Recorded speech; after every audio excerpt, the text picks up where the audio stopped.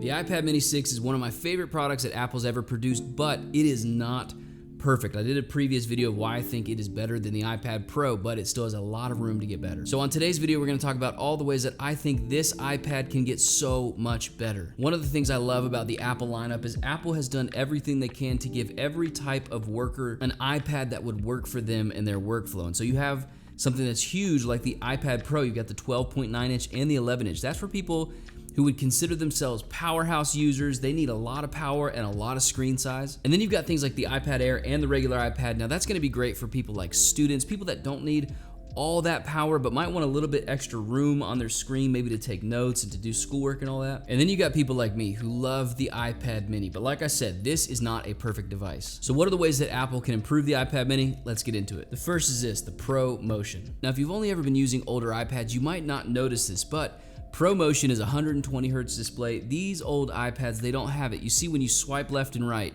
it's got a little bit of motion blur in it. When you're using brand new iPads, it doesn't do that. Just as a quick example, here I have both iPads. You can see how when I swipe through here, the iPad Pro, it's just, see how much smoother it is? You might not be able to tell with some of the motion blur of, I've got these cameras set to 30 frames a second, but no matter what, they do look more smooth on the iPad Pro. If the iPad mini could get Pro Motion display, it would mean so much. Because when you're working with the display, if it actually acts smoother, it just makes the experience so much better. Here's another great example. When you're looking at books, if you see, when you swipe on this guy, see how it's got a little bit of lag to it?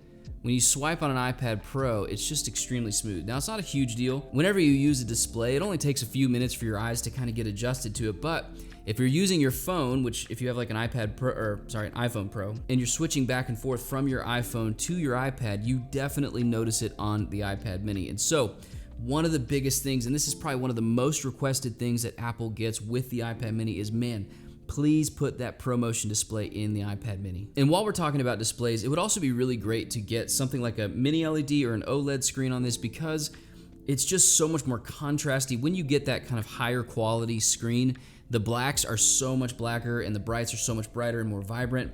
For me, one of the best things, like I said, I love reading on the iPad mini. When I'm reading at night, on the iPad mini right now, I can see all of that extra, it looks black during the day, but if you go into a dark room, that's actually still shining through. If you have something like an OLED, that's actually pixels that are turned off. And so for me, as somebody who reads all the time on this, and I don't want to get another Kindle, I don't want to upgrade my old Kindle, that would be really great to get an OLED iPad mini. The next thing we need to talk about is a new FaceTime camera. On these iPads, they have a camera up here in the top when you're holding it in this vertical mode. But most people, when they use their iPad mini, they're actually gonna set it up on the side like this. And so if you're having FaceTime calls, your camera's all the way down here, it would be so much helpful for the FaceTime camera to be repositioned to the top. That way when you're making a call, it doesn't look like you're some kind of bozo with the camera off to the side, but it's actually centered with your face. This is a huge deal for people who use their iPads for work. Like, could you imagine being in a Zoom meeting and your camera is off to the side? It just looks like such garbage. And so if you want to be taken seriously, you want to look professional, I think Apple could really do a big thing by moving that camera to the center when it's in that horizontal mode. And I think this is just natural because we are used to 16:9 displays. This whole TikTok or Instagram trend of moving displays from that horizontal mode to a more vertical mode, it is not the way that our eyes were designed to work. Our eyes are not designed to look up and down. They have a huge wide range of view. And so just naturally, as people who are using devices, we like to use them in horizontal modes more. So I do think this is one of the best ways that Apple can upgrade this current iPad mini when they move to the iPad mini 7. Before we keep moving on, if you want this wallpaper right here, go ahead. I'm gonna have a link in the description below to my Gumroad. It's only $1, it's not much to you, but it just helps the channel. So if you wanna help out the channel, please consider that. The next thing that I think would be super helpful if Apple updated would be a folding keyboard. You see, I love the Magic Keyboard. It's a fantastic device, great trackpad as we can see right here in this picture right here. Great trackpad, great keyboard, but there's none for the iPad mini. Now, I love the old design of the iPad keyboard that didn't have the trackpad. It actually felt pretty good to type on, but I think they would have to do something like blend the worlds of this folio style keyboard and something like this, where the keyboard folds out. This is the ProtoArt keyboard. It was actually one of my first sponsored videos that I ever did.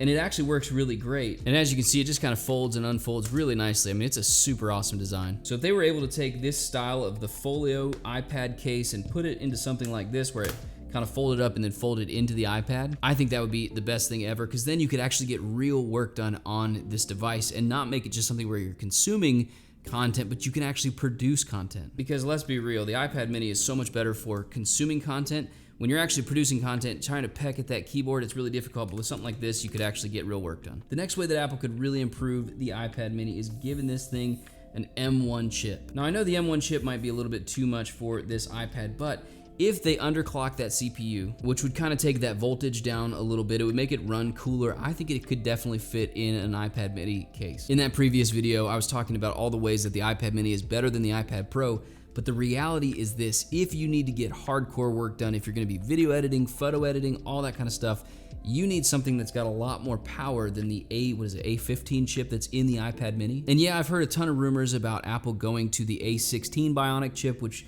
it would be a great upgrade for the iPad mini, but for those of us who do actually need to get some real intense work done, it would be so great to have a small device like the iPad mini and have it actually be able to get work done while I'm on the go. Now, as I said in my previous video, I don't think the iPad mini is the best laptop replacement.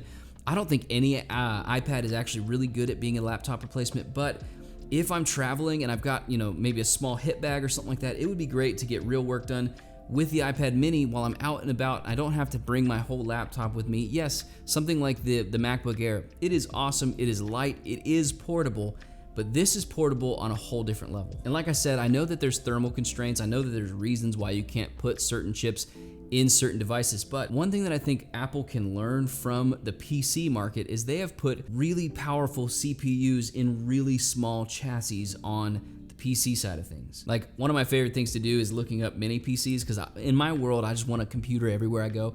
And so it would be cool to have something like an iPad that actually can push the limits a little bit more. I mean, if you look at this device, it is a really thin and really small device, but the M1 chip runs so efficiently, so it's not blowing up a computer with no fans, and so I think it would be fine sitting in something like this iPad mini. Now, the final thing that they need to do with this iPad mini is get better external monitor support. You cannot do it with the current chip, but if they put the M1 chip in the iPad mini, you could get such great work done. One of the biggest limitations to anybody using the iPad mini as their main device is the fact that when you plug it into a monitor, it's got the black bars on the side. It does not look good, but with the M1 chips coming into the old iPads, they updated iPad OS so where when you plug into a monitor, you get the full width. It is a really great experience. But when you're using an iPad mini, you do not get that experience. So with that upgrade to possibly an M1 chip, I would love for the new iPad mini to get that full iPad OS support for external monitors and external displays. Like, if you're somebody who's doing work, like you're sending emails, you're doing office work, and could you imagine taking this? You had a monitor at work and you had a monitor at home.